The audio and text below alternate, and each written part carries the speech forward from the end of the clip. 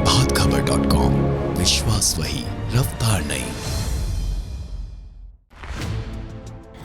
आतंकवाद की सफाई के लिए अफगानिस्तान में घुसे अमेरिकी सैनिक 19 साल और 8 महीने बाद सोमवार मंगलवार की आधी रात को स्वदेश लौट गए।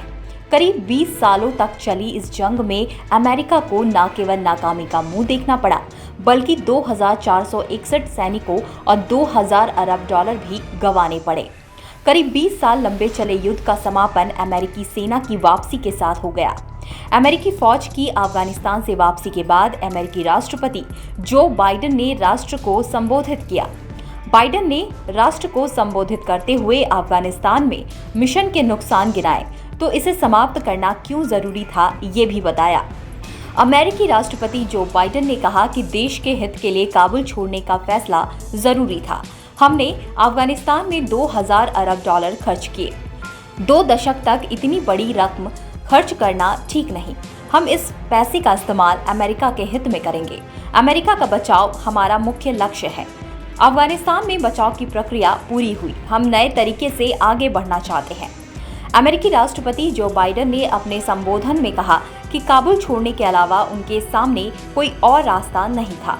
अमेरिकी राष्ट्रपति ने संयुक्त राष्ट्र सुरक्षा परिषद की ओर से अफगानिस्तान को लेकर हाल ही में पारित प्रस्ताव का जिक्र किया और कहा कि हम इन देशों के साथ खड़े हैं।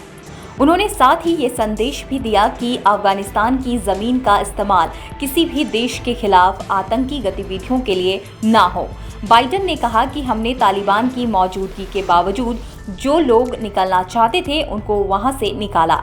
हमारी सेना ने पिछले 17 दिन में 1.25 लाख लोगों को एयरलिफ्ट किया। उन्होंने कहा कि अब 100-200 अमेरिकी ही वहां हैं।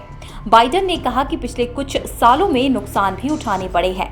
उन्होंने मिशन को कामयाब बताते हुए अमेरिका के सामने चुनौतियों का जिक्र किया। उन्होंने नई चुनौतियों में चीन और रूस की प्रतिस्पर्धा की चर्चा की। हालांकि उन्होंने साफ कहा कि अफगानिस्तान में अब अमेरिका का मिशन खत्म हो गया है। आपको बता दें कि अलकायदा के 9/11 हमले के ठीक 8 दिन बाद ओसामा बिन लादेन के खात्मे के लिए अमेरिकी खुफिया एजेंसी CIA के अधिकारियों ने 19 सितंबर 2001 को पहली बार अफगानिस्तान में कदम रखा था।